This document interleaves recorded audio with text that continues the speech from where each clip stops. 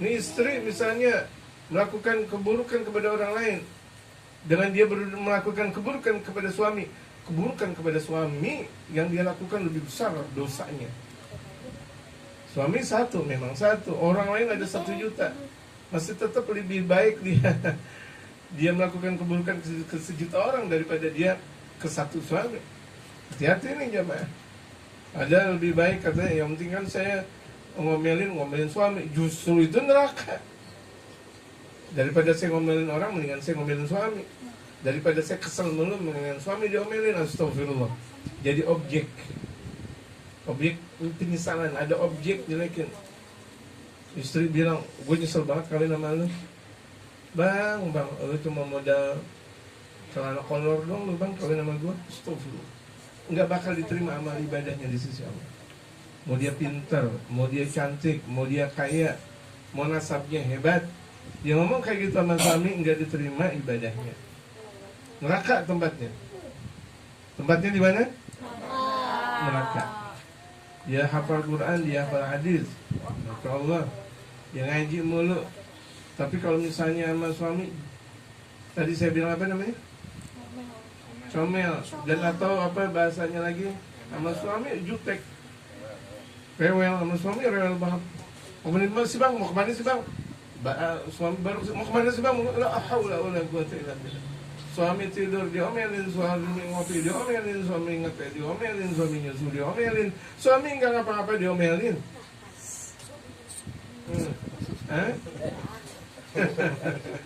Gitu. Nggak ada enaknya rumah tangga yang kayak gitu. Gitu.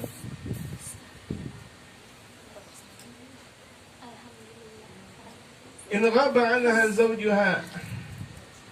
Kalau suaminya lagi tidak ada di rumah nih, lam tasun nafsaha, dia nggak bisa jaga diri. Suaminya nggak ada, dia kelayaban nih istri.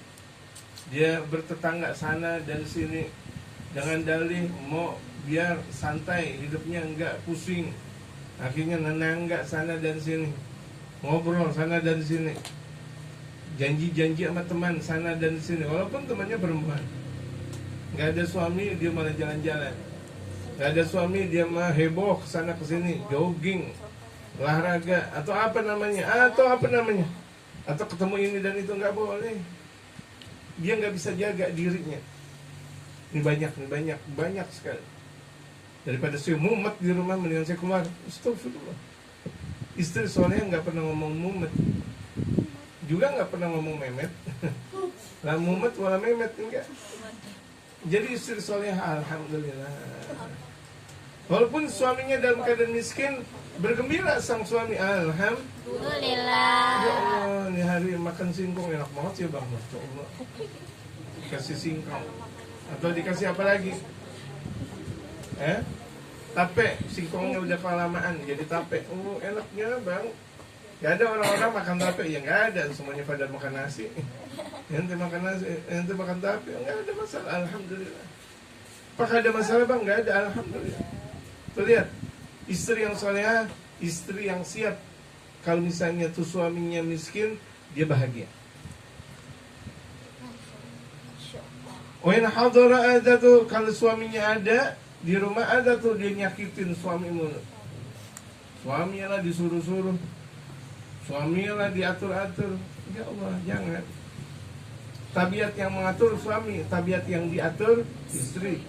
Makanya sebodoh-bodoh suami ketika sholat dia jadi imam, suami makmum. Maksud saya istri makmum. Walaupun istri pintar, hebat, luar biasa, ya kan, istrinya profesor, kemudian suaminya tukang beling misalnya, tukang beling, tetap yang jadi imam siapa? Suami. Walaupun dia tukang beling, walaupun dia tukang puntung rokok, walaupun apa namanya, nggak ada. Kehebatan istri ada di tangan sang suami, surganya sang istri ada di tangan sang suami. Kalau suami nggak ridho aja, nggak ridho, ya udah, lantaran tuh istrinya tukang ngambek, tukang berbuat maksiat, neraka tempatnya. Ai al-dhabatu min ghairi dzambin. Istri kesal sama suami tanpa sebab. Ini banyak nih. Terkadang istri sebelum dia nikah pernah pacaran, Dia ingat sama pacarnya. Dia marah akhirnya sama suami tanpa sebab. Itu dosa. Laknat. Laknat yang gak bakal bisa masuk surganya Allah. Dan itu nanti bakal keturusan kepada anak turunannya tuh. Makanya istri yang gak benar bakal melahirkan anak gak benar. Jamaah. Makanya yang laki-laki ini cari istri yang benar. Kalau tuh perempuan gak benar, nanti anak-anaknya gak bakal benar. Dia WA kepada bekas pacarnya. Atau belum nikah, belum apa, WA-WA-an. Astagfirullah. Astagfirullah yang banyak, yang keras. Belum nikah, belum apa, WA-WA-an mesra. Belum nikah udah manggil Abi Mimi, Abi Umi, ayah, papa, ibu, bapak. Udah tahajud belum ayah, tengik banget, belum kawin belum apa udah main ayahan, tengik gitu, main foto-fotoan, belum kawin, belum nikah, iya udah main ayah, bunda, tengik, gitu. Nauzubillah dari jangan di apa namanya di Instagram, di apa semuanya di bangga dengan laki-laki ngapa? Bangga dengan artis, dengan pejabat lagi ngapa? Gitu. Kebanggaan kepada Rasul dan mereka para ulama, bukan kepada ahli dunia. Walaupun dia memiliki dunia beserta isinya, enggak. Dibanding dengan kukunya ulama tidak ada apa-apa.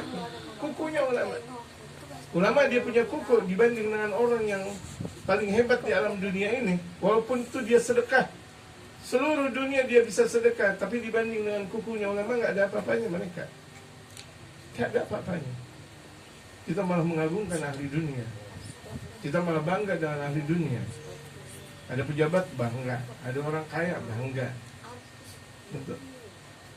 Orang yang mengagungkan kebanggaan tentang ahli dunia, faqad dhaba thulutsadin, sungguh telah hilang 2/3 agamanya. 2/3 agamanya hilang. Kalau dia ada menghormati gara-gara kaya. Oh orang kaya ngapa? Orang kaya datang biarin aja. Ada pejabat datang ngapa? Dia yang butuh dia bukan kita.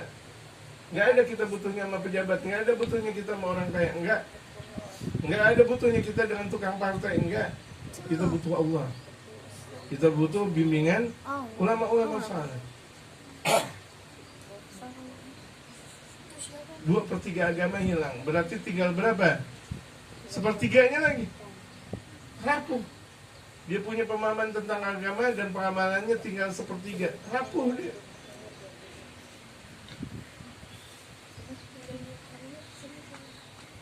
Bilisaniha, ngoceh kepada sang suami nggak tahu masalah, ngoceh istri, dosa besar. Tempatnya di neraka. Ya. Kalau Umar bin Khattab, Sayyidina Imam Umar bin Khattab, beliau berkata, Inna Rasulullah sallallahu alaihi wasallam, Rasulullah bersabda, ayyuma imra'atin rafa'at sautaha ala zawjiha, istri mana saja yang menaikkan suaranya kepada sang suami, Bang, apa sih bang? Datang telat, layabanmu, ninggin suara. Bang tuh anaknya, ninggin suaranya ditinggin. Illa la'anaha kullu syai'in talat alaihi syams. Dia, perempuan tersebut bakal terlaknat dengan zat yang ketika terbitnya matahari ada. Jadi ketika itu terbit matahari, semua yang ada kena terbitan matahari melaknat dia. Mau pepohonan, mau tumbuh-tumbuhan, mau langit, mau bumi, semuanya melaknat dia. Melaknat siapa? Istri yang suaranya meninggi depan suami. Apa sih bang? Emang saya salah apa? Gitu. Apalagi tuh ngadu-ngadu kepada bapak emaknya. Berantem sama suami ngadu. Kalau kita sebagai orang tuanya jangan langsung percaya kepada putri kita, walaupun putri kita salehah. Karena ini adalah urusan keluarga. Kecuali anak kita ditabokin, ditempeleng, anak kita dikasih minuman keras dan sebagainya. Tapi kalau misalnya masih obrolan biasa, ngambek, nggak boleh diturutin. Kita sebagai orang tua ngantar anak, ngantar putri kita ke suaminya. Itu suami, itu orang tua yang bijak. Wa imra'atun takallafa zawjaha ma la yutiqu, dan perempuan yang masuk neraka, yang perempuan selalu maksa suaminya sesuatu yang tidak dimampui oleh sang suami. Suami nggak mampu, dipaksa. Bang, ini bang, beli ini. Suami gajinya nggak mampu untuk beli itu, dipaksa. Pokoknya kalau misalnya abang nggak beli saya ngambek nih. Ngambek apa? Ngambek tuh suami istri. Pokoknya beliin saya gelang yang 50 kilo. Oh, apa lah suaminya? Kerjanya nggak seberapa, minta 50 kilo. Jadi ini istri boleh minta menurut kadar kemampuan. Menurut kadar kemampuan. Kan tahu kira-kira kalau kerjanya ini kadarnya ini. Kalau ini berarti kadarnya ini. Paham nggak jemaah? Ibu-ibu pada paham nggak? Misalnya suami kerja ini, tahu tuh, tahu. Kalau yang nggak mampu jangan dong. Lagi gaji sebulan 5 juta, mau beli mobil-mobilan namanya. Jangan paksa suami. Nanti akhirnya suami ngapain? Oh, udah. Demi istri masuk neraka tadi. Giliran masuk dalam KPK, istrinya nggak mau. Gitu, ditangkap KPK, ditangkap polisi, istrinya nggak mau. Inna mar'atan 'abidat ibadat ahli samawati wa ahli al-ardi. Yang dikatakan oleh Imam Abu Dzar, aku pernah mendengar Rasulullah bersabda, sesungguhnya perempuan ketika dia beribadah seperti ibadah ahli langit dan bumi. Hebat ibadahnya. Ibadahnya luar biasa. Pagi siang sore malam ibadah, pagi siang sore malam ibadah, ngaji lagi ngaji, zikir lagi zikir. Nutup aurat lagi, jaga akhlaknya santun. Tsumma adkhalat 'ala zawjiha al-gham min jatin nafaqah. Kemudian suaminya dalam keadaan ailit, enggak memberikan nafkah sebagaimana biasanya. Ailit. Namanya hidup itu terkadang di atas, terkadang di bawah. Bisa jadi ekonomi sang suami emang lagi di bawah, emang mau bilang gimana? Tapi sang istri langsung duka. Biasa dikasih duit segini, kemudian suami ngasih duit kurang, marah nih. Padahal ibadahnya tinggi, tapi sama suami marah ketika suami miskin. Ila ja'ati yaumil qiyamati, kecuali istri tersebut nanti kelak datang di hari kiamat, wa yaduha maghlulatun ila unuqiha. Tangannya itu terbelenggu ke leher. Anda ahli neraka. Terbelenggu gini. Lihat kalau misalnya polisi ketika membungkam penjahat, begituin kan? Nanti istri-istri yang memaksa kemampuan suami yang tidak dimiliki, itu kayak begitu nanti di hari kiamat. Sambil dimasukin ke dalam api neraka, dijorokin sama malaikat, dilempar sama malaikat. Warijulha mughayyadatun, kakinya diikat. Kalau penjahat mungkin kakinya nggak diikat, ini diikat, udah tangannya. Tadi saya bilang apa? Terbelenggu di leher belakang, kakinya diikat. Basatul mahtukun. Kemudian penjaganya itu diborgol dengan kuat. Wajah kalian, muka masa muda, cemberut. Sebagaimana dia cemberut sama suami, nanti di hari akhirat dia cemberut juga. Makanya jangan pernah cemberut sama suami. Senyum aja udah. Mau makan nasi kayak alhamdulillah, pakai roti nggak ada masalah, pakai lontong alhamdulillah. Pakai ini dan alhamdulillah, nggak usah pakai cemberut sama suami, nggak usah. Suami jangan pakai dicemberut-cemberutin. Ya, suami apalagi udah usaha capek, hujan-kehujanan, panas-kepanasan, pakai dicemberutin. Kesian. Wa ta'allaqa bi malaikatun ghiladun syadun yahununa biha finnar. Bergelantungan malaikat yang kasar, yang kuat, bakal menjatuhkan istri tersebut ke dalam api neraka. Malaikat-malaikat yang tinggi, yang hebat bakal menjatuhkan tuh istri yang model seperti itu ke dalam api neraka. Dalam bahasa Betawi tadi saya katakan dijorogin langsung. Gitu. Mau nggak mau tercebur dia dalam api neraka. Siapa? Istri yang memaksa kemampuan suami yang tidak dimiliki. Wa imratun la tasturu nafsaha minar rijali. Kemudian istri yang tidak menjaga aurat di hadapan laki-laki lain. Perempuan di hadapan laki-laki lain terbuka jilbabnya, botak dia, kelihatan rambutnya. Ya, botak, kelihatan rambut, nggak pakai apa-apa, kelihatan oleh laki-laki lain. Apalagi sih pakai celana pendek atau you can see doang, tuh seru banget. Wa takhruju min baitiha, dan dia keluar dari rumahnya mutabarrijatan, terbuka auratnya, keteknya kelihatan, rambutnya kelihatan, kakinya kelihatan. Itu perempuan yang bakal masuk ke neraka. Walaupun dia ahli tahajud, nggak ada manfaatnya tahajud. Walaupun ahli ngaji, nggak ada manfaatnya ngaji. Atau terkadang nih perempuan udah pakai jilbab, tapi buah dadanya nampak. Terkadang perempuan udah pakai jilbab, tapi kan itu pengok-pengoknya kelihatan, lengkuk-lengkukannya kelihatan. Dia pakai celana sempit. Banyak kan perempuan dia pakai jilbab, tapi jilbabnya pendek, kelihatan buah dadanya, kelihatan pantatnya. Ya, nggak boleh. Laki-laki juga ini anak santri melihat yang kayak gitu hafalannya langsung rusak.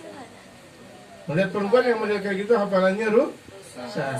Jadi ini santri-santri jaga, jangan sampai ngelihat yang begitu. Jangan. Mau nenek-nenek kayak sekalipun jangan dilihat.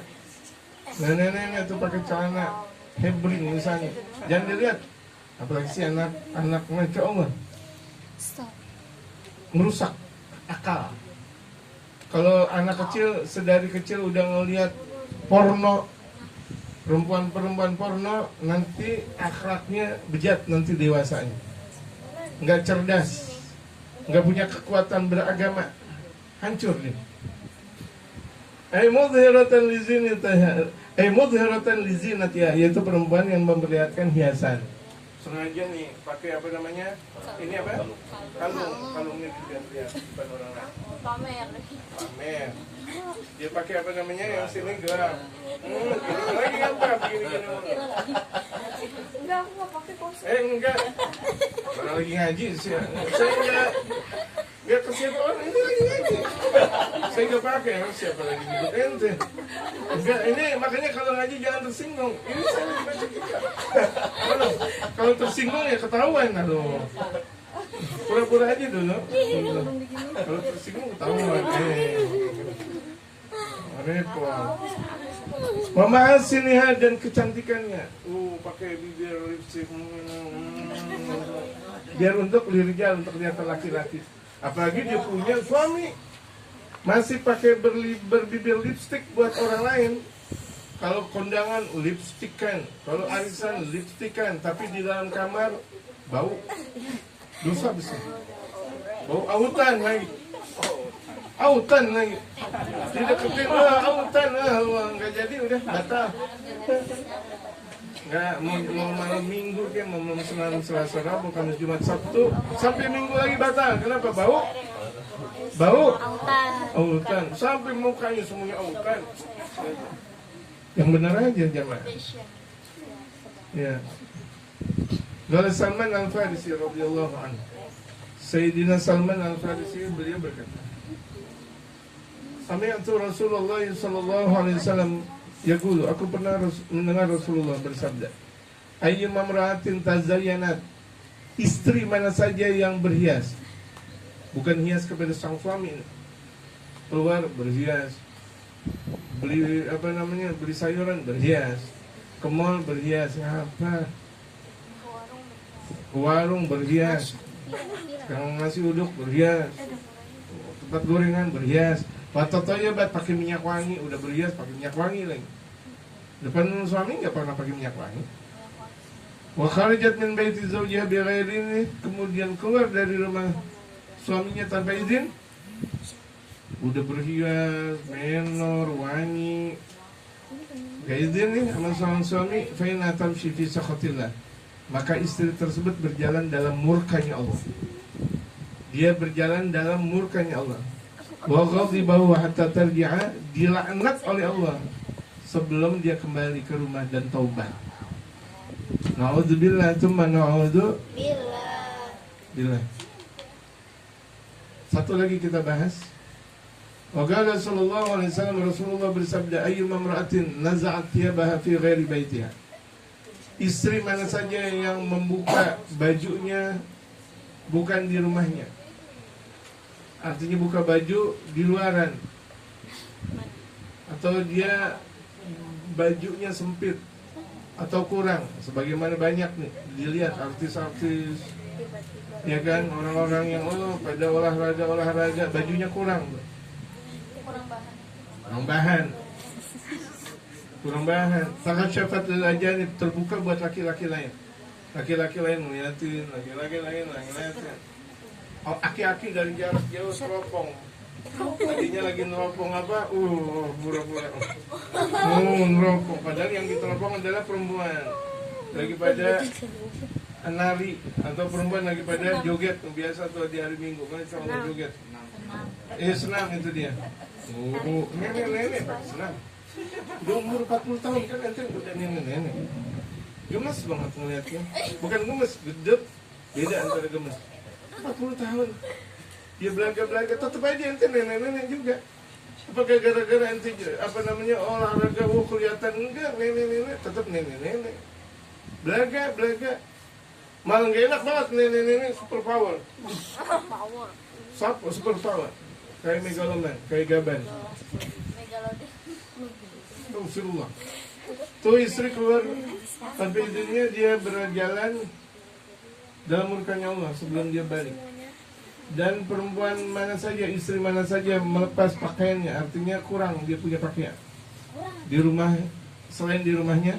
Kalau di rumah telanjang gak ada masalah, di kamar mau gerah nih, telanjang gak ada masalah,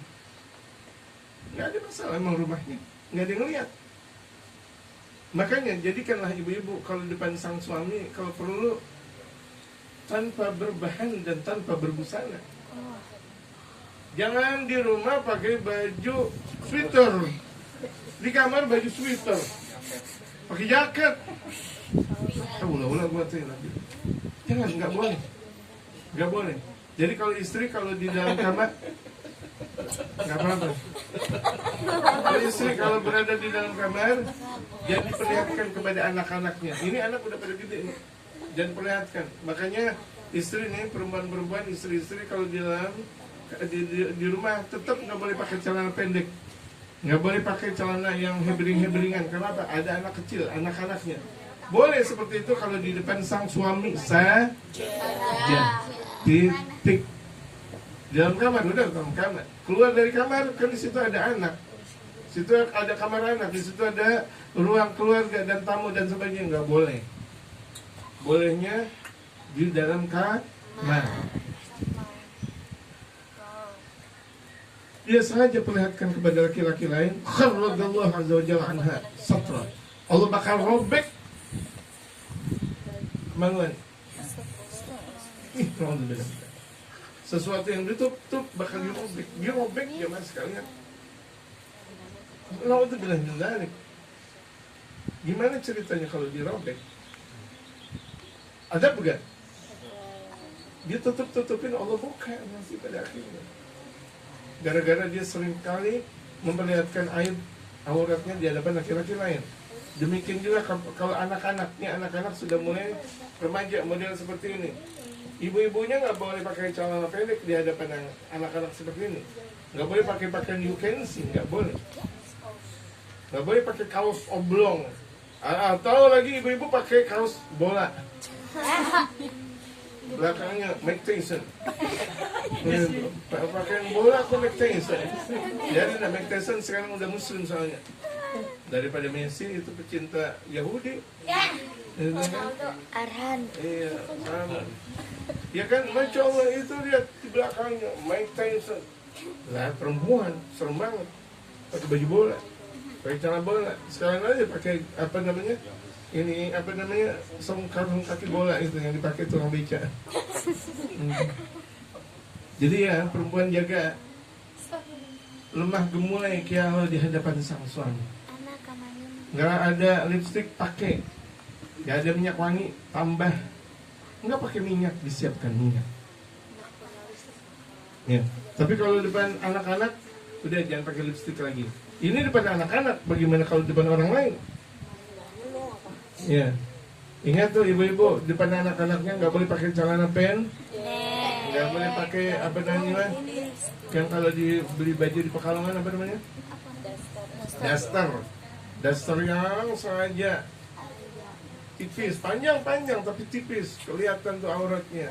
Anak-anaknya bakal ngelihat, nggak boleh.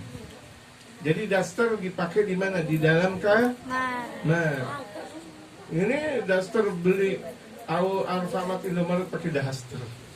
Jangan, daster itu hanya untuk di dalam kamar. Rawal Imam Ahmad wa Tabarani wal Hakim wal Baihaqi. Hadis yang diriwayatkan oleh Imam Ahmad, Imam At-Tabarani, Imam Hakim dan Imam Baihaqi. Wallahu a'lam.